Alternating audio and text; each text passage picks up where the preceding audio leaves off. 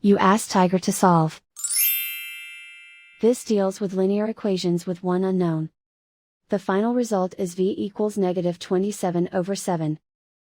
Let's solve it step by step. Simplify the expression. Move the negative sign from the denominator to the numerator. Group like terms. Multiply the coefficients. Simplify the arithmetic. Isolate the v.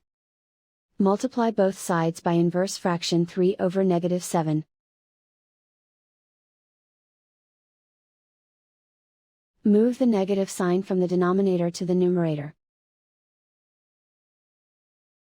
Group like terms. Multiply the coefficients. Simplify the arithmetic.